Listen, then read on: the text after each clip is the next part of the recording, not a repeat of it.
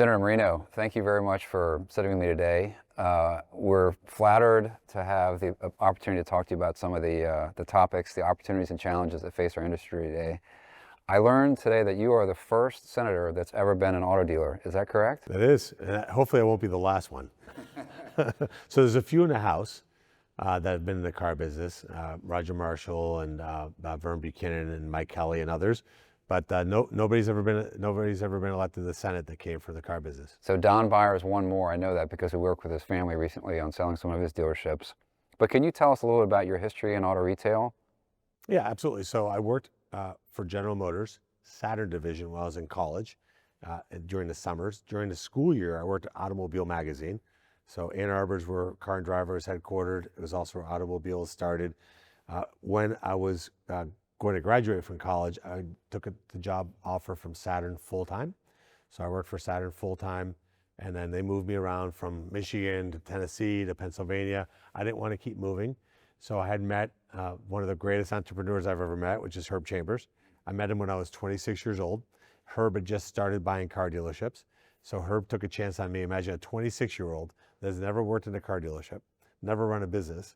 And Herb says to me, hey, I want you to run as general manager this Saturn dealership in Warwick, Rhode Island. Wow. And as you know, Herb, it's your business, you run it, and just take care of customers and make money. So with that launching, took over and opened Saturn Warwick, made it pretty successful. Herb one day literally decided, hey, I want you to run my Mercedes store that he had just bought in Lynnfield, Massachusetts. So I moved my family up to Boston, worked there. That store did really well, and worked for her for a total of 12 years. And then out of the blue, Mercedes-Benz called me and said, hey, Roger Penske's selling his Mercedes dealership in Cleveland. We'd like you to buy it.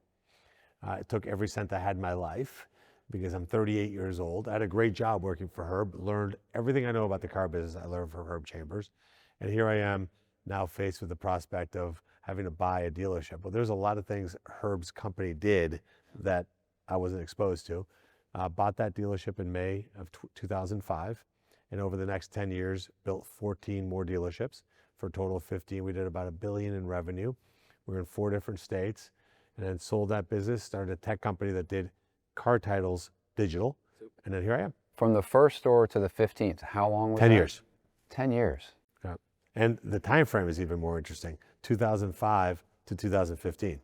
So those are some tough years in between. In fact, the biggest time we grew was during the recession. 08, 09, 10 were the years where we had the most growth. So most dealers that I know that have 15 stores are spending their time in St. Bart's in the winter on their boats. Don't remind me. A house in Nantucket in the summer, maybe a place in Aspen or Laguna. Are you trying to make me sad? Well, I think maybe you had a higher calling, which is, I'm kind of curious, at what point did you decide that you were interested in running for office and why? Well, you know, this country's blessed me, like it has a lot of us in the car business. It really has. And the reality is, only in America could somebody like me do this. I wasn't even born in this country. I was born in South America. The fact that I had this kind of opportunity, and like Herb, I never chased money. I mean, obviously made money, not as much as Herb, but he wasn't doing this for money. Neither am I. Neither is somebody like Roger Penske. You did it because you wanted to be successful. You wanted to do a good job. So the question I think for all of us now is the country was in trouble. This country over the last 4 or 5 years has gone into a tough spot. And I think those of us who've been blessed by the country owe it to our country to dig deep and to get involved. It doesn't have to be running for office, but sitting on the sidelines is no longer a luxury that we can do. So you felt the calling to serve? Yes. So you've written a bill designed to help the automotive industry. Can you describe that bill? Yeah, we call it the Transportation Freedom Act. We have a group of dealers that have helped me, including Mike Stanton from NADA, Roger Penske Jr., Steve Cannon, Joe Agresti, Rhett Reichert. That's kind of like my informal sounding board. And basically it's very simple. What we say is, look, let's set one set of federal standards that are both aspirational but also technologically achievable. They're clear for 10 years so that manufacturers can do what they're supposed to do, which is listen to their dealers who are listening to their customers, telling them what kinds of cars they want to buy, not a forced transition to one type of technology versus another, and not allowing states to dictate a different standard than the federal government. that allows innovation to flourish naturally in a way that the market can absorb. So for example, in New York, last year, 7% of cars were electric, which is great. EVs are great for a small subset of consumers. In the case of New York, 7%, and that's with massive subsidies. Next year, they have to hit 35%.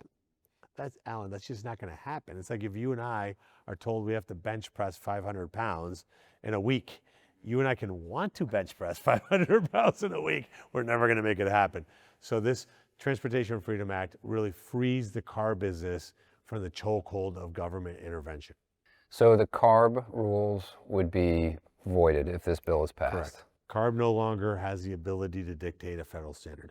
The one thing that this place, Washington, D.C., is charged with doing by the Constitution is to set rules for interstate commerce. So if you're a car company, if you're Ford, I need to know what the rules are for the entire country so I know what kind of cars to make. Not just, of course, this year. The cars being made this year were long ago planned. These are the cars for 29 and 30 and 31 and 32. I can't know what kind of cars to make if I don't know what the regulatory environment's going to be. Yeah. And there's also something in the bill, I think, to support automakers. Is that right? Yeah. So look, we understand that the average auto worker in Ohio makes $60 an hour, and the average auto worker in Mexico makes $6 an hour. So we have to figure out, and of course tariffs are part of it, we've got to figure out how to equalize some amount of wages, because one of the things that's missing from the tariff conversation is the other things that we're doing, which is create a tax environment that encourages growth and investment, create a regulatory environment that doesn't choke businesses, but rather allows the private sector to be free to innovate, a workforce policy where we're not competing with workers, with the federal government paying them to stay home, an energy policy that of course drives down the cost of the underlying cost of goods. So those things are being done to make America the most investable place on earth, the place where you want to build and grow. So you mentioned tariffs, and there's a lot of confusion about what's happening there. And I think tomorrow is when the tariffs are supposed to.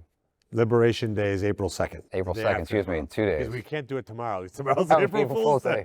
All right, I get that. Yeah. So maybe you could give us your view on what's going on with tariffs. What's their ultimate purpose? Why are we doing this? Yeah, so we have to separate two things. There's what I call punitive behavior changing tariffs, which I hope never have to happen, honestly.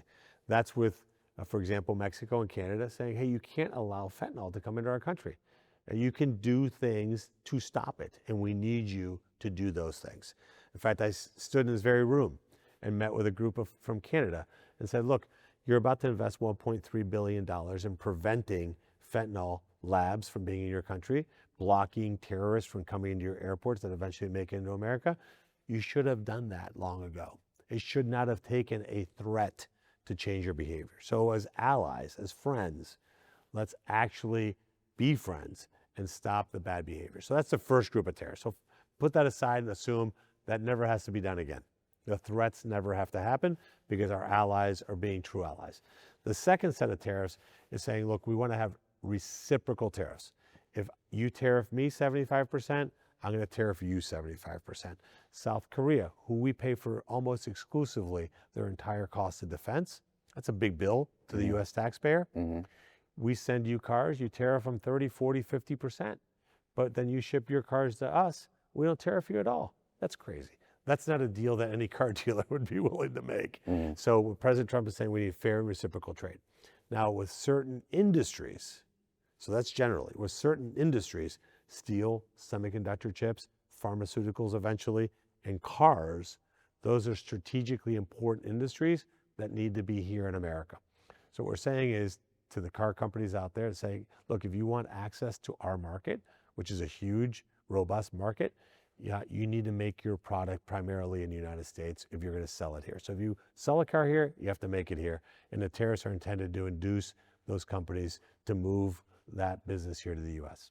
So are there any, we don't really know what's coming beyond the tariffs that have been proposed, but most economists and business people believe that this is going to be inflationary. You're going to raise the cost of that good. That'll reduce the demand for it a little bit.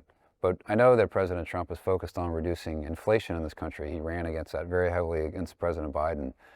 What information or ideas can you share where we might have some policies coming that are going to reduce the cost of other goods so we don't keep fighting this inflation? Because this is the biggest challenge we have in auto retail today is affordability. The entire election was about open borders and high prices. That was the entire election. They threw a lot of other issues in there, but at the end of the day, that was it. We sealed the border, it's done, which is pretty remarkable, by the way, that we've actually can sit here today, not even 100 days into the administration, saying we have a totally secure border. Incredible accomplishment. So the second one is high prices. Inflation's at a 5-year low. That's the good news. And what we're worried about is what happens in the future. So here's how I look at it. Look, if you segment the auto industry, you talk about the hyper expensive vehicles, your Ferrari, your Lamborghini, your Bugatti, those 25% tariffs will probably have a non-effect on the purchase of those automobiles. If somebody's going to pay $4 million for a Bugatti, the fact that it's $5 million isn't going to change that behavior, right? Just not going to. Then on the low end of the market, the volume market, which is what we care about because that's your working class automobile, that's the people who need that car to get to work. By passing the Transportation Freedom Act, you allow car companies to not subsidize electric vehicles by raising prices on ICE cars. You know, Ford is losing 30, 40, 50 grand making an EV, where customers really want either a hybrid or internal combustion engine car. They can then lower the price of that internal combustion engine car that customers want. Now there, what will happen is you're probably going to see some midterm substitution. In other words, if Hyundais and Kias are all of a sudden $5,000, $6,000, $7,000 more expensive because of tariffs, because those cars are made in Korea and shipped to the U.S., then somebody's going to maybe buy that Ford, that Chevy, that Honda, that Toyota that isn't tariffed at all because those cars are final assembled in the U.S. with parts coming in from the USMCA region. So those cars don't see a price increase. The imported cars at the volume level do, and it doesn't cause inflation because what you typically do is you'll see substitution. All of a sudden, that Ford that was marginally number 2 on your buying list, you maybe thought, I'm going to buy the Kia. The Ford was my second choice, or my Toyota was my second choice. That car goes up in price, the Toyota becomes your first choice. The tough one, and we have to figure out how to get this done, is that entry or mid-luxury automobile. So the Porsche Macan, the Mercedes-Benz GLE, BMW X3 that are made here but are heavily tariffed because the parts are coming in from Europe, where there isn't the elasticity. The Macan going from 80 grand to 100 grand is a problem, and there is no substitute vehicle. So you drive up the price of used cars, you lower the demand for new ones. We're working on some creative ways to figure out that issue. But look, we understand this business very well. We have a president that understands this very well. We have a Secretary of Commerce in Howard Lutnick that's probably the smartest Commerce Secretary we've ever had. And this is a guy who's deep in the details. This is not a guy that's at a very surface level delegating this to his subordinates. Howard personally is hyper aware of the intricacies. And I would ask car dealers to take a breath, understand that short term, there's actually a lot of positives here. There's nothing better than an urgency added to your sales repertoire. And then we will figure this out over the next 60, 90, 120 days, and we'll be just fine, because the one thing we need as car dealers, we need customers. And if we're gutting our middle class, if the middle class don't have good, high-paying jobs, which the auto industry affords, we have less people to sell our products to. I know a lot of dealers are concerned about customers that are middle class and lower, the folks that are making $65,000 a year. A lot of them are their employees. Their salespeople are having a hard time affording vehicles. Yes. Back to the... And that, interrupt for a second, that all happened before President Trump took office. Yes. And again, the way we're going to fix that is with a regulatory environment, an energy policy that makes sense, a tax environment that makes sense, and not having car companies do bad things. Bad things meaning make more electric cars that can't be sold, lose a fortune on those, and then have to raise prices on the cars people want. So you take that away, and I think you'll generally see lower car prices as a result. So we'll have some deflationary policy by eliminating the EV mandates. Absolutely. Okay, interesting. So what can we do to support this legislation? So here's the message. If you're watching this and you're in the automobile business, pick up the phone and call your Democrat congressman, your Democrat senator, and urge them to support this bill. We have to get this passed now, Alan. Like, we don't have time. Typically, the mantra in Washington, D.C. is, well, you introduce a bill, and if 10 years later you pass it, you're a hero. No, like, we have 10 weeks to get this done. We have a tsunami heading our way. The CEOs of Ford, General Motors, Stellantis, all these car companies need to know the rules of the road for the federal government. So call your Democrat colleague. I have all the Republicans supporting this bill. I'm confident of that. Okay. But we need Democrats on this bill. All it takes is one Democrat. So I'll give you some easy ones. Pennsylvania, we can get John Fetterman on this bill. Your two Democrat senators in Michigan, Elisa Slotkin and Gary Peters, they should be supporting this bill. This helps their constituents. Tammy Baldwin in Wisconsin, Mark Kelly and Ruben Gallego in Arizona, John Ossoff and Raphael Warnock in Georgia. These are states that have enormous auto industry presence. Let's get them on this bill. Let's get this across the finish line. This should be bipartisan. We're giving the industry certainty for 10 years. Okay, great. So just a couple more questions. What message would you give to the dealers out there that are been dealers for decades? Maybe their family was in the business before them. You've started a whole new chapter in your life. What advice do you have folks that are thinking about exiting the business of what they can do in the next chapter of their lives? Get involved in government. I know it sounds nuts, and it sounded nuts to me 5 years ago when I first started thinking about it. But the reality is we got to put the oar in the water deeper than we ever imagined. Look, our country needs us. I can tell you the best training ground for being a United States Senator was being in the retail automotive business. It really was. Elements are very similar. You know how to build a great team. You know how to compromise on the things that you can compromise on. You know how to negotiate. You know how to bring people together. You know how to communicate and persuade is what we do all day. And I think it's a great training ground. Think about the alternative. Most of the people that are here are lawyers. Think about what a lawyer does. They get paid whether you lose or win. You get paid to talk. By the hour. You don't have to get to a result to make money. It's crazy. And the vast majority, 70+% of my colleagues are lawyers. Now, I'm not saying there shouldn't be any, but we need a lot more entrepreneurs. The other thing is we know how to pivot like that. Like, you look at what that's what my message is on tariffs. There's a lot of dealers that are really, freaking out over this tariff thing. Car dealers have been through a lot worse. Yeah. Starting in the 70s with the gas crisis, right? The problems with the savings and loan disaster in the 80s, the financial, the 9/11 crisis, the financial crisis, the chip shortage, COVID. We always came out on top. This is the most robust group of entrepreneurs that have been challenged in so many different ways. I remember a gentleman in Boston telling me in 1996, convinced that car dealers were going to go the route of the dinosaur. Gone in 1996, saying car dealers will not exist in a decade. And what's happened, Alan? Have car dealerships become more valuable or less valuable? They doubled their value in the last 5 years. Just 5 years. Yeah. How about since 1996?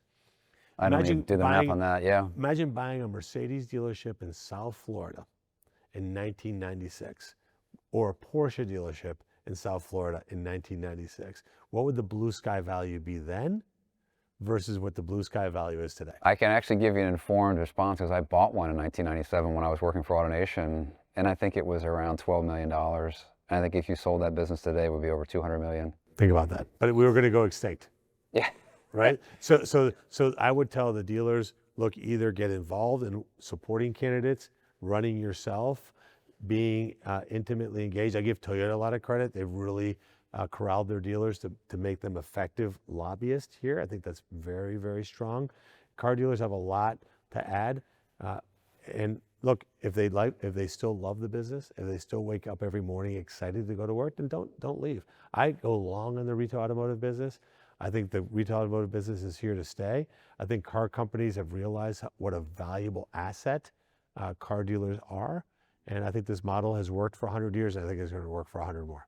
So I believe there's a new generation of Morenos coming up in the car business. Is that right? That is. I'm very, very excited. My youngest son is 26 years old, is going to be a Mercedes dealer in Columbus, Ohio. And you know what's proof why generational movement matters? He knows much more about the business than I ever imagined knowing when I was his age. And he has a different view, a different perspective on friction in the car business, how to move things along differently than I would have. So I'm super excited to have him do this. He's doing it on his own. It's his first dealership, and it's nothing more heartwarming to see your kids end up being much smarter and will be more successful than you were. There's nothing better. So for those that are interested in growing in automotive retail, they've got stores, they want more stores. Is what's going on now with tariffs and the transportation bill that you're proposing, is there a reason for them to pause that growth, or do you see the future being as bright or brighter in the future? So I divide people this way. 10% of the people will get scared and flee. 10% of the people will figure out this is an incredible opportunity, double down, triple down, and invest. And 80% will wait and follow what the loudest 10% does. And I think right now, if I was in the car business today, I would be investing, I'd be buying, I'd be growing, because you take advantage of the fact that some people don't know how to manage change. Look, I said earlier, we grew our business in 08, 09, and 10. Think about that for a second. We did the exact opposite of what everybody else is doing. While everybody was cutting staff, cutting inventory, cutting marketing, what I said to myself is, there's still people out there buying cars. Let's go out there and give them an even better experience. So instead of one receptionist, hire two. So if you called my dealership, we answer the phone like that. If you need a loaner car, we had them available. If you wanted an appointment, we get you right in. My competition was hunkering down. You couldn't get anybody on the phone. You couldn't get a loaner car. You couldn't get a service appointment. And we picked up massive amounts of market share. Same analogy holds. I would go deep and long in the car business. Nobody would ever imagine. Would you have imagined that South Florida dealership would be worth $200 million? No. Never in your wildest dreams. Yeah. You thought 12 was too much. Yeah. Right? You thought, well, will we ever pay this back? Yeah. And look, I think the sky's the limit for retail automotive. They're not making more car dealerships in terms of regions, right? These territories are the intrinsic value is the fact that you can't put another dealership in this market. And I think some of these brands have a lot of growth and a lot of potential. Well, Senator, thank you so much for your time and for your service. I hope that you inspire other people in the future to be the second senator. Yes, I need supporting automotive. reinforcements. Help me. All right.